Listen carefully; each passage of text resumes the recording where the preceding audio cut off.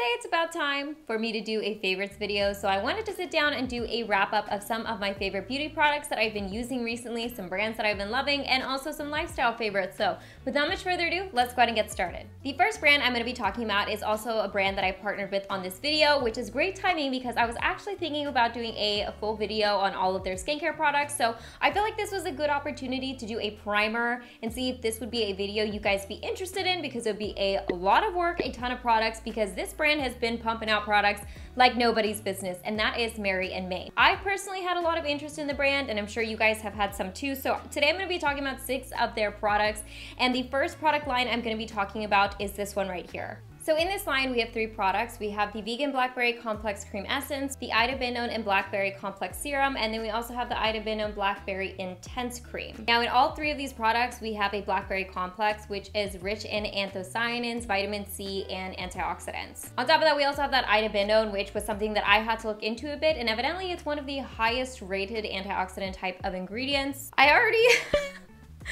basically shook this guy up, but I did want to show you guys a fresh bottle of this. I have a bottle that I'm using, but this is a 2-part type of product. It's one of those hybrid type of products, which is basically a toner and an essence all in one, so you get your hydration and moisture.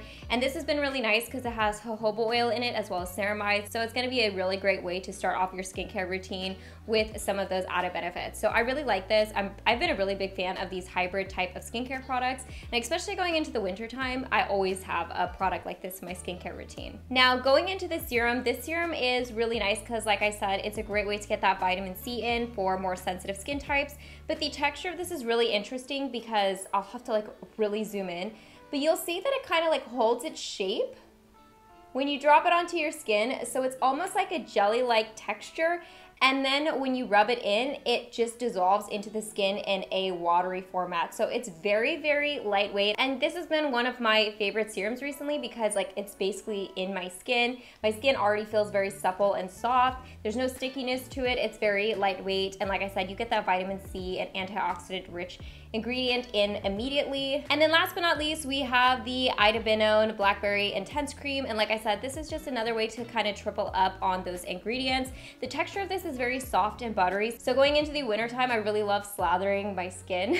Going into another MaryMay product that I found myself using a lot over the summertime is this vegan peptide bakuchiol sunstick. Now, like I said, I was basically using this all through the summertime and even into the winter months.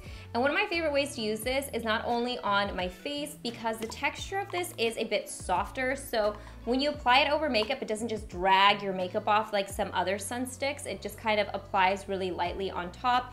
But because it has a very, very silky finish, I find myself using this on the back of my hands. And because it has that bakuchiol in it, which is nature's natural retinol, I get the anti-aging benefits of that on my face and my hands, like directly onto my hands, without having that sun sensitizing element that comes along with using retinol, because bakuchiol doesn't make your skin more sensitive to the sun. I have learned over the years that I need a soft, sudsing type of cleanser that's not gonna strip my skin, but is going to remove my makeup. And I have been loving this one from Mary&May, the Vegan Low pH Hyaluronic Gel Cleanser. I just need a really nice cleanser that's gonna remove my makeup without stripping my skin and making my skin feel more dry and dehydrated afterwards. And this has been a really nice, gentle cleanser for that. And then the last MaryMay product that I'm gonna be talking about is the Tranexamic Acid and Glutathione Eye Cream. Now, Tranexamic Acid and Glutathione are both kind of brightening ingredients. They're gonna help with skin discoloration issues like hyperpigmentation or darkness. Now, personally for me, my dark under eye circles, I don't think are the worst, so it's not my biggest skin concern. Like, I have other skin concerns that I prioritize over that, so I can't really speak to that aspect, but I do like this because it does have that tranexamic acid and the glutathione. I'll use this as a spot treatment, so while I do use it under my eyes and I find it like a nice medium consistency eye cream that feels nice and softening under my eyes, I also like using this on hyperpigmentation issues on my face. So This spot I'm constantly working on and applying products to because I have an age spot here. And between doing laser treatments and all that kind of stuff, I like to use a product like this as a spot treatment. So while this is an eye cream, I also think this, looking at the ingredients, is a really good spot treatment as well. Now, talking about a makeup brand favorite that has been my favorite recently is Clio. Now, Clio is similar to MaryMay in the fact that they have been coming out with a lot of products, so much so I feel like I'm having a hard time keeping up with them because every single product they release is a banger. And I feel like Clio's doing a really good job of bridging that gap between like Eastern and Western makeup products. A lot of their products I find a lot of appeal in because they're more pigmented.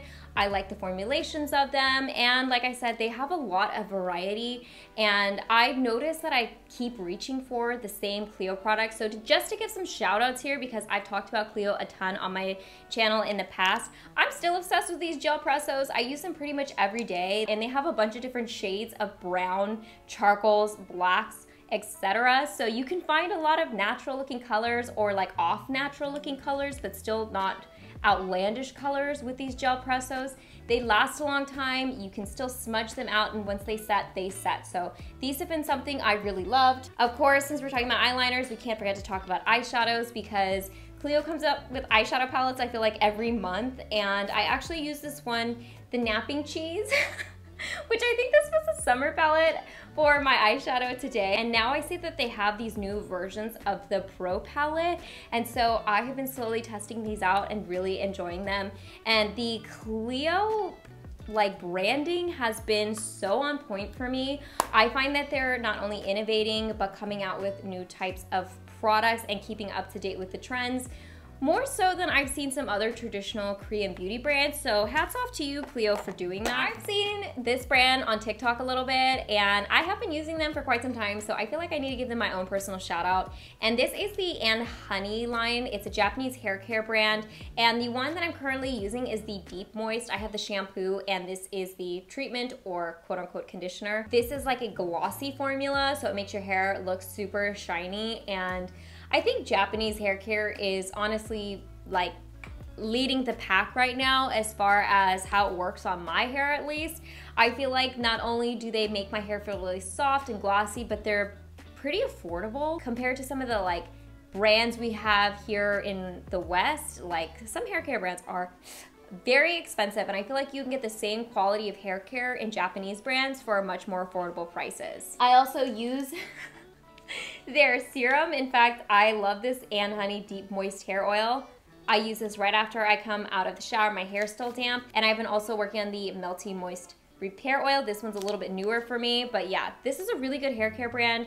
If you're looking to try some Japanese hair care products, definitely look into the And Honey line. Now, I mentioned I have some lifestyle favorites, and if you have been following me on my booktube, you guys know that I am back to consistently posting over there, and I've noticed I've been really gravitating towards a genre of book, and that is the autobiographical or biography type of content. I finished this one, Mommy Dearest. I'm making a full video over on my booktube about this. This is about Joan Crawford, written by her daughter, Christina Crawford.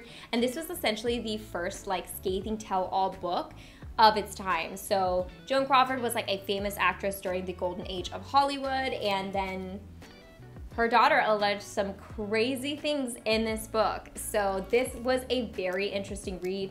This book I think was written in like the 80s, I want to say, or late 70s, around that era. So this is like a 40, 50-year-old book, but still, I mean, it's still horrifying. Like, I would almost categorize this as like a horror book. Little Girl Lost by Drew Barrymore. I have like a new obsession with Drew Barrymore, so I'm reading her autobiography. She wrote this when she was like 14 years old, and she already had like a whole history in Hollywood. She'd gone to rehab, was in the tabloids.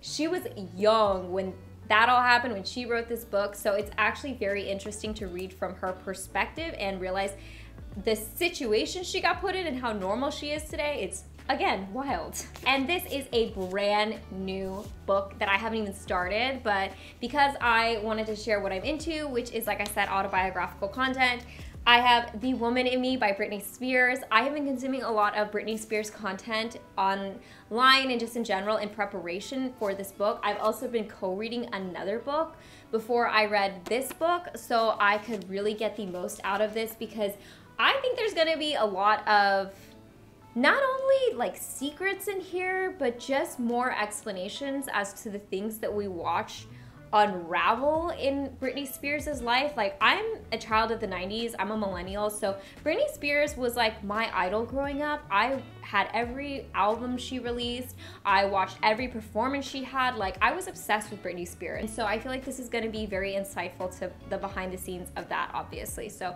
these are my lifestyle favorites, the type of books, like I said, that I've been interested in. I noticed I had a pattern, and so definitely head over to my booktube if you guys want to hear me talk more about these guys. So anyways, those are my current favorites. I feel like when I sit down and do these videos, I miss a lot of stuff that I've been using, but at least it's a way to wrap up and share with you guys some of the things that I've currently been loving. But definitely keep an eye out on my channel for other favorites videos, other products that I enjoy, other things that I've been using.